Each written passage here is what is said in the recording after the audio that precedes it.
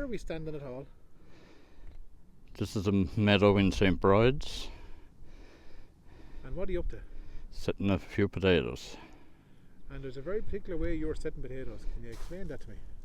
Yes, I'm setting them what we call in the sod, where you just flip the sod over onto the potatoes and a bit of earth on top of that. It's a particularly good way for growing blue potatoes.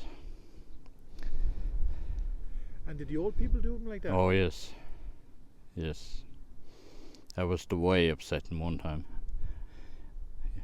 So can you explain to me what you're doing here now? What you've done here? Well, so far I have, well, that's finished from here up, right? Now I have to turn the sod over on this and a bit of earth and she's done. And you've got a bit of kelp there as well, I see. Oh, on the bottom, yeah. That's been there a while. And you're literally going to turn the sod over on them. Mm-hmm. And then I noticed you've got more ridges here. Yeah, these were set a while ago. You can see the potatoes are starting to come. Right. Same way over there, isn't there?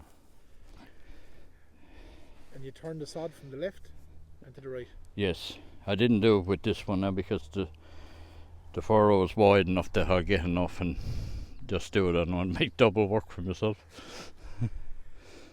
And literally just throw the sod over. That's all. And did your father do it like that? I don't know. I don't remember over at the other side of the bay how well they done stuff. But here, this certainly done. I imagine they might have. I mean, they did grow vegetables. Now there's no doubt about that part. But I was probably too young to remember. I remember my grandmother's garden in the last days over. She always had one close to the house, cabbage and what have you. And I notice as well you've got your spuds laid out in a particular way here. Yeah, they call it a diamond, right? Like that. A diamond. If you look at it that way, right? Yeah. And that's the way it is all along, right? And but generally try to keep meat 10 inches apart, right? Mm. Well, I better not stop you doing your work. Will you show me how you do the sod? Okay.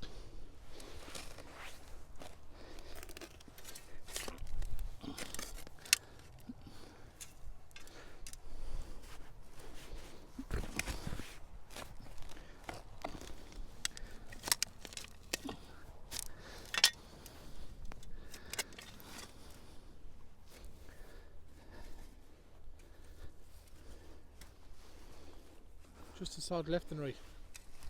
Yeah, I'm not doing it in this case, but you can see it's been done with those. Yeah. And then you just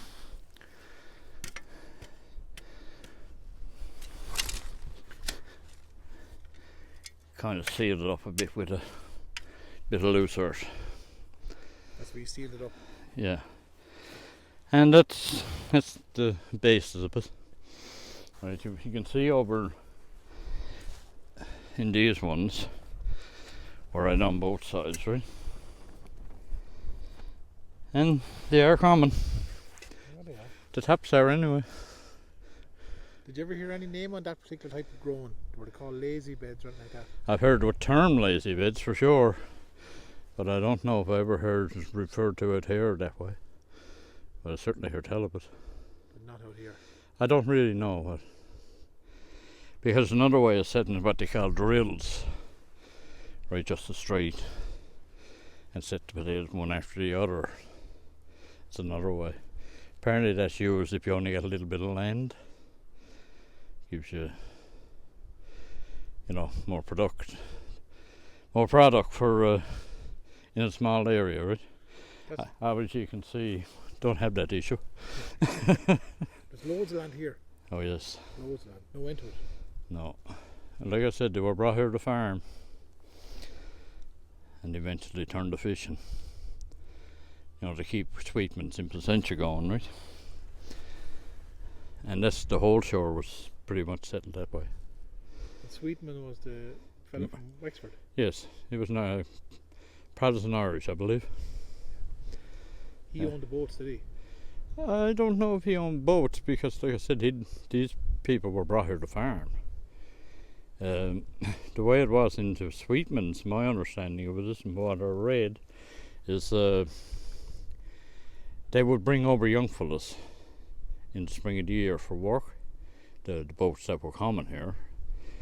And typically originally they were English, taken from poorhouses, orphanages, so on and so forth. But one particular year, the story goes, there was a storm and they couldn't get into England, so they went to Ireland. And they brought over Irish young fellas. And if I remember right, it was you owed him 2 summers and 1 winter. He'd keep you, right? Anyway, there is a letter, you can find it on the internet, there's a record of it, that he wrote back with the captain: in the future, do not send any more English young fellas. The Irish are far better workers.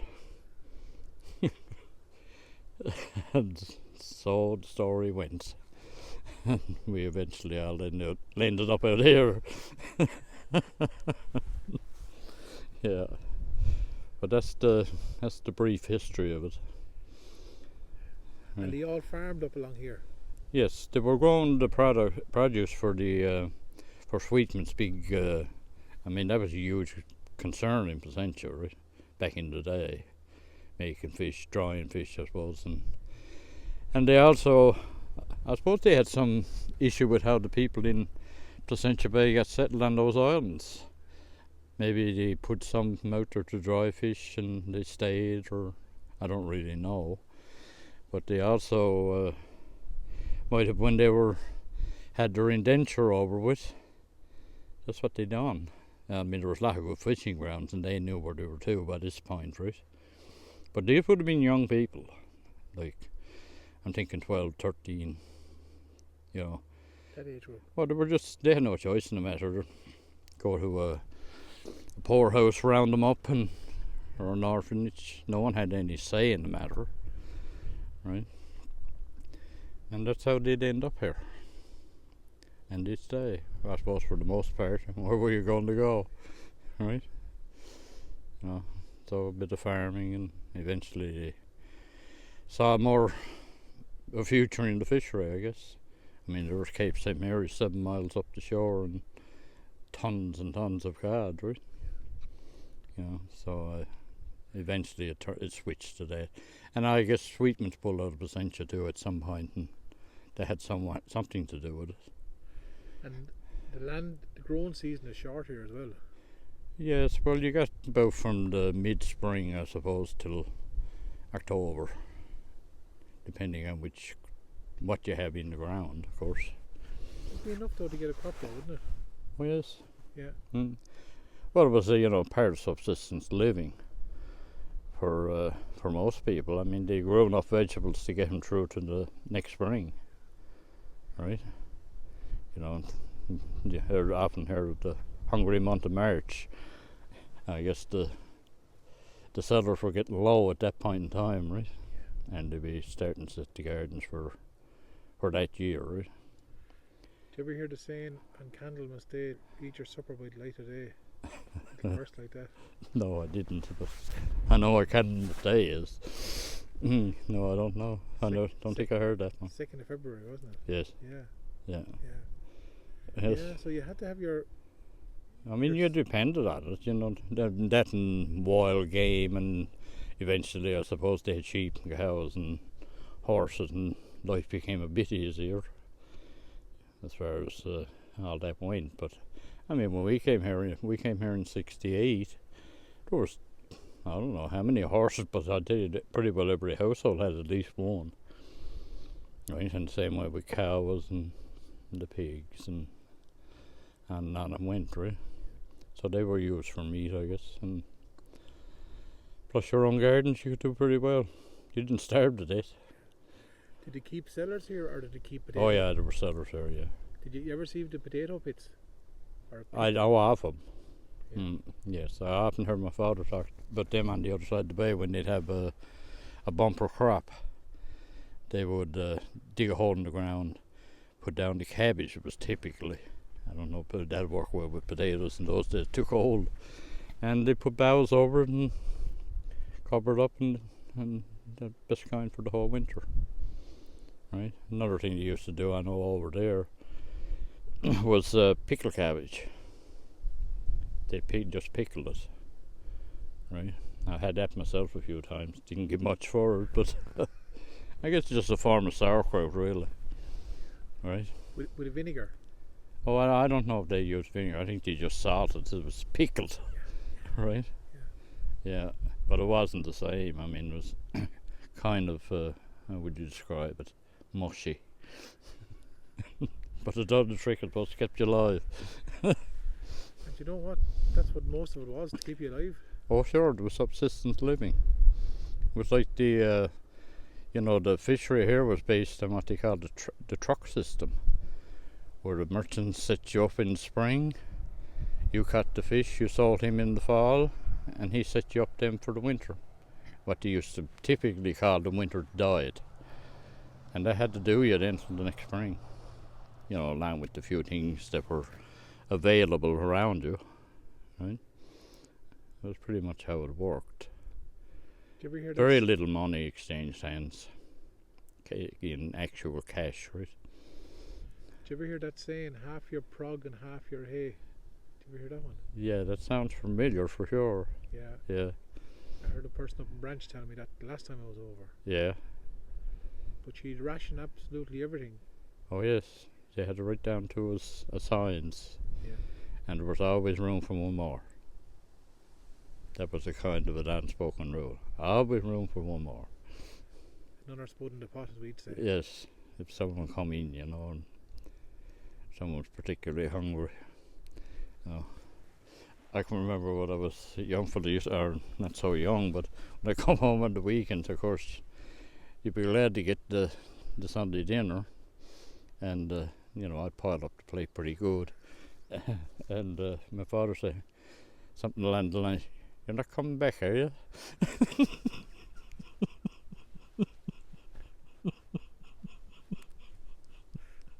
A